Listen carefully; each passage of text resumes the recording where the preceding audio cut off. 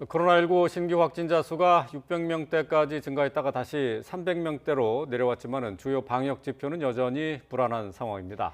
방역 당국과 전문가들도 3차 대유행의 재확산 가능성을 우려하고 있는 가운데 26일부터 시작될 국내 코로나19 백신 접종을 위한 준비는 순조롭게 진행되고 있습니다. 자세한 내용 유재복 해설위원 그리고 정기석 한림대 성심병원 호흡기내과 교수와 함께 살펴보겠습니다. 안녕하십니까? 네, 확진자 수는 300명대. 그 전날과 똑같은 300명대 수준이었지만은 검사자 수는 더 많았어요. 매주 비슷한 그 요일별로 발생하는 이 추이가 비슷합니다. 그러니까 월요일은 일요일 발생 상황이니까 그때는 이제 검사량 자체도 적고 그러다가 이제 월요일부터 이제 화요일 이렇게 이제 시간이 지나면서 요일에 따라서 이제 확진자가 늘어나는 추세가 지금 몇 주 계속 그렇게 반복되고 있는데요. 네. 특히 이제 화요일 그러니까 오늘 기준으로는 검사량이 이제 월요일보다는 부쩍 늘죠. 상대적으로 양성률은 좀 떨어지고요. 네. 그렇지만 확진 추세가 이어지고 있고 앵커가 얘기하신 것처럼 이제 전체적인 지표 자체가 별로 좋지 않습니다. 그래서 이제 내일 모레 글피 한 사흘 정도 발생 상황을 봐야 되겠지만 완전하게 안정세로 돌아갔다 300명대로 유지된다 이렇게 장담하기는 어렵습니다. 예. 이게 좀 구체적으로 집단 감염 사례들을 들여다보면은 외국인, 무도장 그리고 2030 클럽에서도 지금 확진자가 나왔다고 하는데요. 정리를 좀 해주시죠. 네, 우리나라는 이제 저런 미국이나 유럽처럼 뭐 이렇게 어마어마한 집단 감염이 일어나는 곳은 아니고요. 네. 대부분의 국민은 다 방역 수칙을 잘 지키고 있다고 봅니다. 그런데 이제 방역 수칙이 조금 완화가 되면 일단 구멍이 조금씩 드러나기 시작하는 거거든요. 그런 구멍에서 이제 환자들이 좀 나오는 그런 그 경향인데요. 네. 그 외국인은 뭐 최근에 여러 가지가 있었지만 지금 눈에 띄는 것은 이제 영동에 있는 유원대학교라는 곳에 그 어학당이 있습니다. 거기에 왔던 우즈베키스탄 유학생들이 이제 집단으로 감염이 됐는데 어제까지 12명이 확진이 됐습니다. 그런데 조사를 해보니까 이 학생들이 다음 달 초에 이제 기숙사를 들어가게 되는데 그 주변에 살면서 뭐 아르바이트를 한다거나 네. 뭐 이런 것들을 참 많이 한 거거든요. 그러니까 지금 뭐 대전에 있는 택배 업체에서 이제 작업을 했던 그 유학생도 있고 뭐 건설 현장, 비닐하우스, 뭐 설치 현장 이런 데서 이제 현장에서 아르바이트를 하고 그 우즈베키스탄 유학생 가운데 이란 유학생 가운데 확진자들이 이제 계속 나오고 있거든요. 그렇게 되면 이 사람들이 일하면서 뭐 식당도 들릴 수도 있고 네. 많은 사람들 접촉했기 때문에 지금 역학조사나 접촉면 조사하는데 상당히 이제 애를 먹고 있는 그런 상황이고요. 무도장은 지금 그 성남에 있는 그 야탄 무도장이라는 곳에서 이제 시작을 했는데 이 무도장을 이용하는 분들은 한 곳을 이용하지 않고 이 분당 그 성남 같은 곳은 4곳을 돌아가면서 그러니까 한 곳에 방문했던 사람이 여러 곳을 계속 이렇게 돌면서 이렇게 그 춤을 춘 모양입니다. 네. 그래서 4곳에서 지금 확진 환자가 나오고 있고요. 이 4개 무도장의 확진 환자를 합치니까 59명 정도가 되는데 역학조사 결과 서로 교차 방문을 하고 뭐 이런 식으로 하는 모양입니다. 그래서 지금 무도장은 전국적으로 어제도 말씀드렸지만 뭐 의정부 또 일산 이런 곳 또 지방까지 무도장발 감염이 끊이지 않고 있고요. 그 다음에 이제 우리 YTN에서도 지난주에 한번 보도를 했었는데 이 클럽 같은 곳, 네. 네. 젊은이들이 이용하는 클럽 같은 곳은 정말 방역 제로지대다 이렇게 얘기할 수 있죠. 서울시에서도 발표한 거 보면 그 이런 그 유흥업소를 한 10여 곳 그 점검을 했는데 거의 대부분이 방역 수칙을 지키지 않은 것으로 나타났거든요. 예. 예.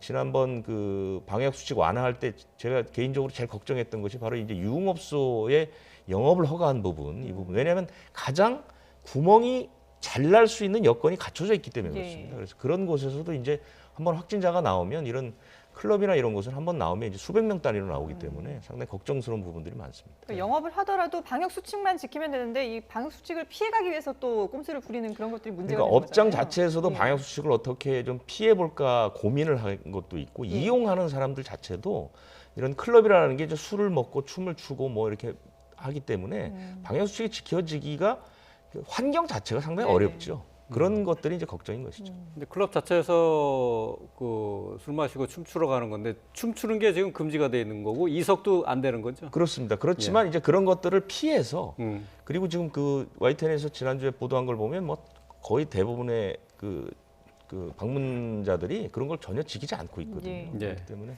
이런 부분들은 나중에 집단 감염으로 이어지기가 상당히 쉽죠. 또 이제 경기도 평택시에서 외국인의 집단 사교 클럽이 있는 모양인데 여기서 그 확진자가 나왔는데 그렇습니다. 뭐 이들에 대해서 확진자에 대해서는 과태료가 부과가 된다고요? 5인 이상 사적 모임 금지가 지금 계속 유지되고 있고 이것이 이제 3차 대유행을 막는 데 역할을 했다고 평가를 받는데 평택에서 21명이 모여가지고 그러니까 그 오산에 있는 공군기지가 있거든요. 네. 그 주변에 있는 숙소에서 미군 숙소라서 아마 자기들은 걸리지 않을 거라고 생각했는지 모르겠는데 내국인이 1명, 외국인이 20명이 모여서 파티를 했습니다. 예. 파티를 했는데 이 사람들은 이제 우리가 SNS에만 친구 맺기라는 그런 그 모임들이 있는데 네. 이 사람들이 SNS 상에서 서로 이제 친분을 나누다가 이제 시간과 날짜를 정해서 같이 만나는 건데 예. 그래서 만났는데 거기서 지금 10명, 9명이 확진이 됐죠.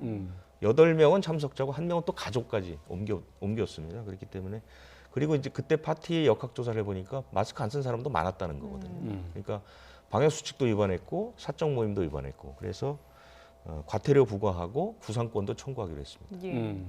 자, 정 교수님, 지금 뭐 일단 전체적으로 보면 확진자 수가 300명대로 이렇게 좀 줄어들긴 했습니다만은 저희가 앞서서 이제 사례들을 살펴봤지만 이렇게 곳곳에서 이제 구멍들이 나오고 있거든요. 근데 이게 그냥 작은 구멍이 아니라 잘못하다가는 이게 크게 확대될 수 있는 그런 우려가 있는 부분이잖아요. 어떻게 지금 해결을 해야 될까요?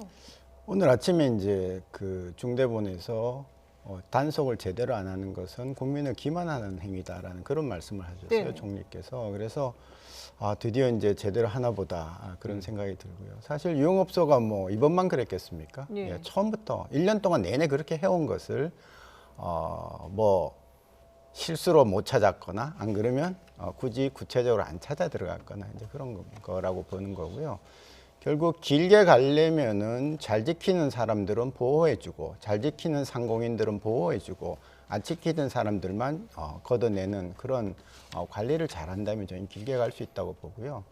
지금 300명 나오는 거는 저는 오히려 자연스럽다 이렇게 봅니다. 왜냐하면 11월 중순에서 우리가 정점 이럴 때까지 한 40일 정도 걸렸습니다. 12월 말까지.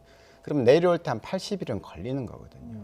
1월 초에 너무 빨리 내려왔어요. 1200에서 한 거의 뭐 한 3, 400까지 네. 내려왔다가 다시 올라가서 이제 우리가 놀랬다 다시 내려가는 경우인데 대략 그렇게 계산을 하면 한 3월 중순은 되어야 그 전에 우리가 11월 중순에 봤던 100명 선까지 내려갈 수 있습니다. 그것이 우리의 최대의 목표입니다. 예. 근데 그걸 제대로 관리를 안 하고 쉽게 풀어준다든지 단속을 안 하든지 하면 이 3차 유행 안 끝나는 거죠. 예, 그래서 그런 점에서 뭐 그렇게 다급할 건 없고 지금 300명 이렇게 나오면 가끔은 400명도 나오고 하겠지만 주간 평균으로 400명 밑으로 나오면 지금 이 단계를 그냥 좀 유지를 하지 않겠나 그런 생각이 듭니다. 예.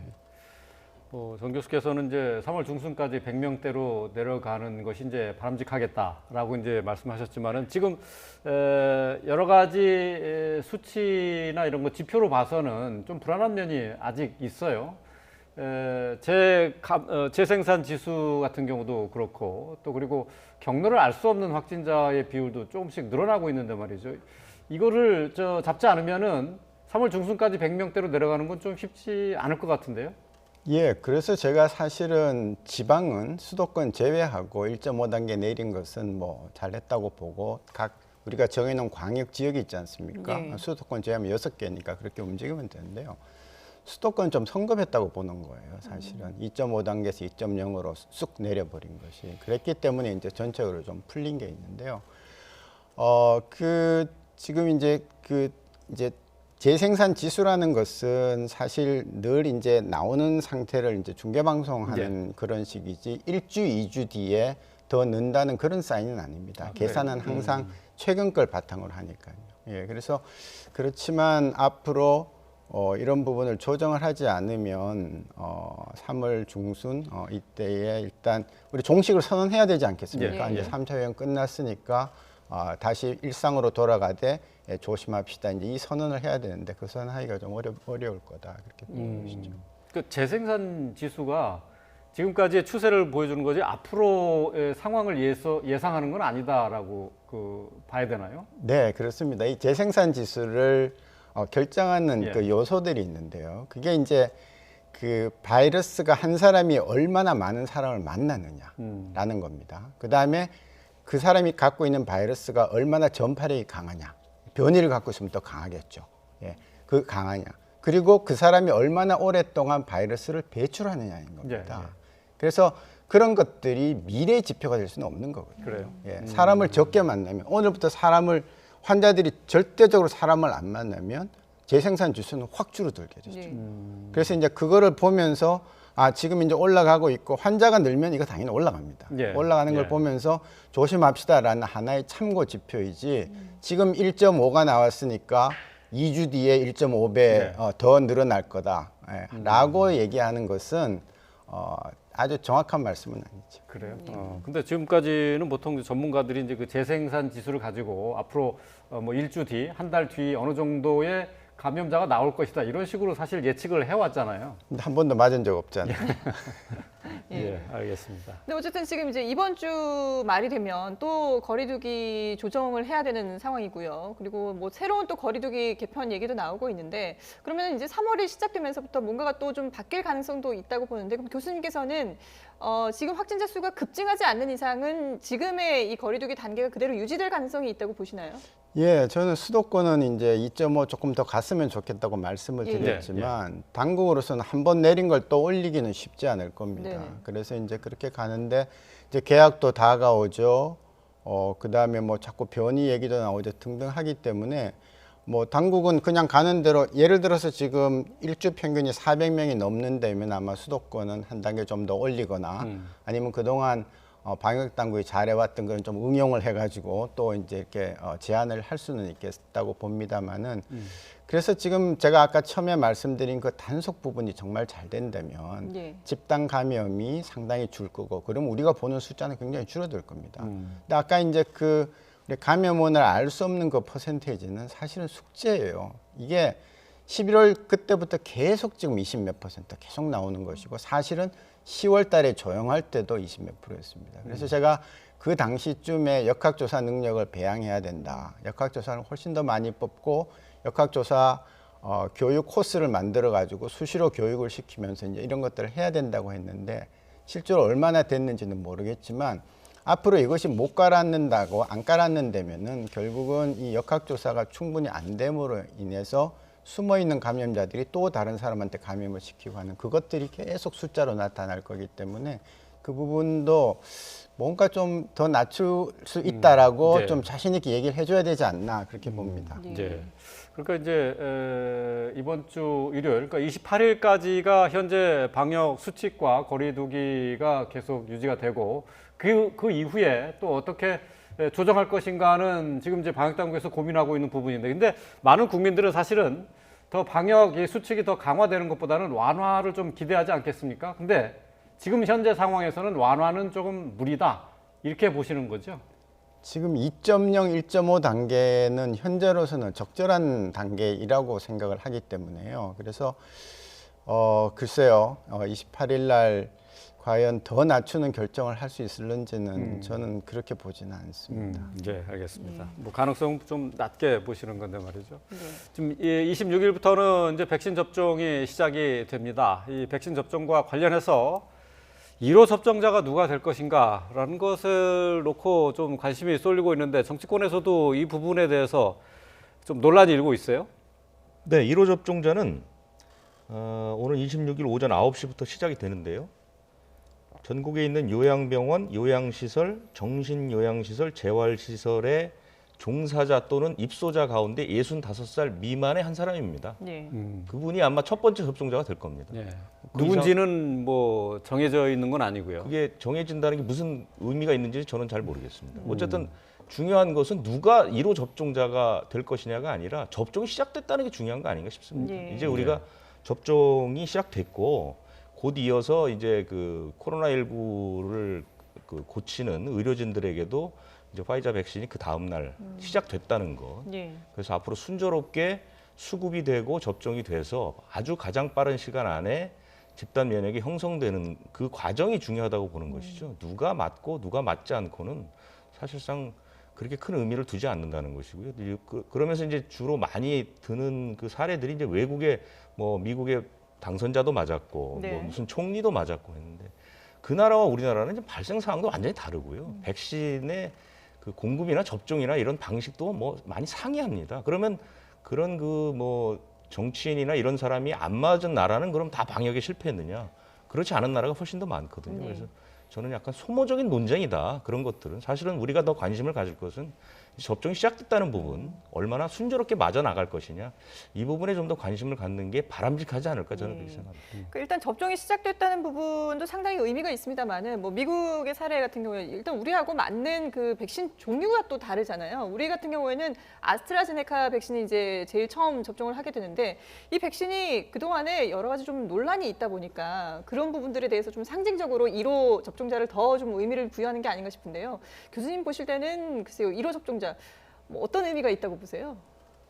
의학적으로는 사실 큰 의미가 있지 않습니다. 예. 뭐 누가 맞든지 간에 예를 들어서 뭐 우리나라 최고 통수권자가 맞는다 하더라도 뭐 이렇게 효능이 더 올라간다든지 네. 안전성이 뭐 더 올라간다 이렇지는 네. 않겠지만 저희가 이제 이 질병 관리를 할 때 위기 소통이라는 그런 측면에서 백신에 대한 불안감, 불신감 이런 것들을 좀 올려준다는 의미에서는 예. 상당히 상징적인 어떤 분들이 맞는 거 필요하다고 생각합니다. 그것이 꼭 누구일 필요는 없습니다. 예. 그렇지만 지금 유 의원님 말씀하신 대로 누가 맞는다기보다는 예. 우리는 좀 더 앞으로 수급이 어떻게 될 것인가. 그리고 지금 65세 이상 가장 취약한 요양 시설들에 지금 누워 계시는 그 어른들에 대한 생명 보호, 그다음에 감염 예방은 어떻게 할 것인가라는 거에 조금 더 관심을 가지는 게 좋다고 생각합니다. 예, 네. 그렇군요. 그 위기송 전략에 이제 그런 것들이 좀 있는 모양이죠. 그러니까 뭐 사회 지도층 인사들이 좀 솔선수범해서 모습을 보여주는 것이 국민들에게 신뢰감을 주는 그런 효과는 있는 거죠. 예, 미국 같이 이 백신에 대한 접종 거부 그 운동도 있고 그런 그룹이 많은 데서 네. 이제 지난번 그 정치인이 맞았더니 한 30% 정도가 접종 안 하겠다 해서 접종 의향이 있다는 걸로 올랐다는 그 통계가 있거든요. 예. 그래서 분명히 그런 의미에서는 가치가 있다 이렇게 봅니다. 알겠습니다. 자, 이번 주에 이제 코로나19 백신 접종이 시작이 되는데 방역 당국은 전 국민의 70% 이상이 접종할 경우에 감염 재생산 지수가 2를 넘더라도 면역 확보가 가능할 것이다라고 전망했습니다. 정은경 본부장의 얘기 직접 들어보고 오겠습니다.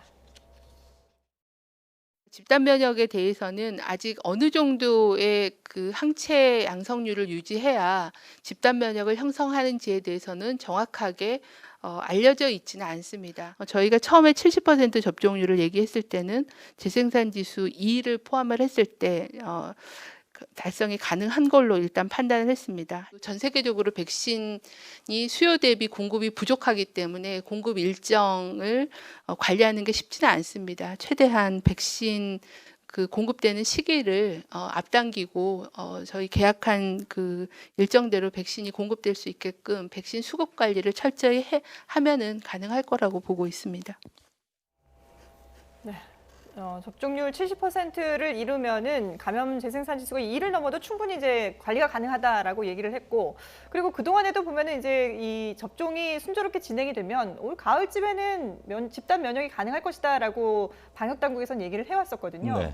근데 지금 해외에서 일부 보도되는 내용을 보면은 또 예상이 좀 다르게 나오고 있어요. 어떤 걸 좀 더 무게감 있게 봐야 되는 건가요? 영국의 경제 분석 기관에서 나온 건데요. 예. 말 그대로 경제적 시각에서 본 것 같습니다.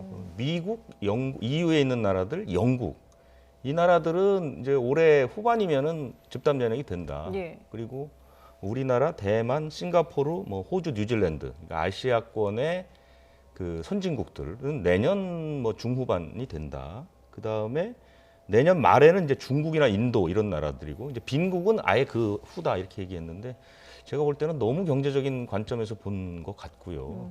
그것이 우리 방역 당국이 예측한 것보다 무게감을 갖는다고 보기는 좀 어렵다 그렇게 보입니다. 예. 정 교수님 보시기엔 어떻습니까? 지금 저 외국의 언론사에서 발표한 내용, 보도한 내용인데 말이죠. 우리 정부 목표는 지금 올해 11월까지 집단 면역 형성 아니겠습니까? 근데 내년 중반쯤이나 돼서야 집단 면역이 형성된다. 좀 실망스러운 얘기인데 말이죠. 어떤 게 더 무게감이 있다고 보세요? 글쎄요. 저는 이제 그 전에 한번 우리 대담할 때 한 반반 정도의 확률이라고 말씀을 드렸습니다. 11월까지 우리가 원하는 집단 면역을 얻을 수 있는 것이. 근데 모든 것은 잘 아시다시피 수급에 달려 있습니다. 예, 수급에 달려 있기 때문에. 백신 수급이요. 그렇죠. 그래서 지금 우리가 백신을 5천만 명분을 가지고 있다면 가능합니다. 네. 근데 그게 지금 모르기 때문에 금방 질병청장 얘기했듯이 모르기 때문에 이제 어떻게 될지인데요. 이게 조금 더 계산을 해보면 그렇게 간단치가 않은 게요. 자, 지금 청소년 16세 미만한테는 우리가 놓을 수가 없습니다. 네네. 16, 17세는 화이자 가능합니다. 그 숫자를 합치더라도 한 4,500만 명 정도가 가능하고요. 이게 11월까지 안 나올 때 얘기입니다. 소아청소년 데이터가 여름에 다행히 나와서 거기서 시작을 하면 다행입니다. 네. 만일 안 나온다는 전제하에서는 좀 어려울 겁니다. 왜냐하면 4,500만 명을 대상으로 맞춰야 되는데 우리가 원하는 것은 3,500만 명 아니겠습니까? 네. 80%가 맞아야 되는데요. 80%를 낳았다 해도 그 한 분 한 분한테 항체가 생길 확률은 거기에 또 80%입니다. 화이자 90%, 아스트라제네카 다른 것들 한 70%로 예. 줘도 평균적으로. 예. 그러면 64%밖에 안 되는 것이죠. 그럼 우리가 원하는 70%는 항체가 들어가 있지 않은 겁니다. 우연히 이제 병에 걸려서 스스로 갖고 있는 항체 숫자를 포함하더라도 지금 우린 발생이 적으니까. 그래서 이제 그런 것 저런 것들을 따지면 좀 복잡하긴 한데요. 그래도 우리는 최선을 다해서 수급을 하고 그다음에 준비된 예정대로 최선을 다해서 맞춘다면 뭐 내년 여름까지 가지는 않지 않겠나 그렇게 봅니다. 그럼 내년 여름까지는 가지 않는다 하더라도 어쨌든 11월 달에 집단 면역 형성이 기대만큼 안 될 수도 있다라는 예상인 거군요. 네, 그거는 염두에 두셔야 됩니다. 우리 11월 달에 다 됐고 이제 예. 마스크 벗고 우리 예, 이제 예, 자유롭게 모일 수 있다. 이것은 미국도 지금 안 된다고 얘기를 하지 않습니까? 네. 예, 금년 겨울은 마스크 못 벗는다고 얘기를 하기 때문에 미국보다 지금 몇 달이 늦어 있는 우리나라로서는 조금 어렵지 않을까 그렇게 예. 봅니다. 그 이스라엘 같은 경우 보니까 50% 가까이가 그 백신 접종을 했는데도 불구하고 확진자 수는 계속해서 3천 명대를 유지하고 있더라고요. 그러니까 백신 접종이 꾸준히 이루어진다고 하더라도 일단은 집단 면역이 형성될 때까지는 조심해야 되는 거죠. 네, 그렇습니다. 나머지 50%는 여전히 위험에 노출되어 있는 나라고요.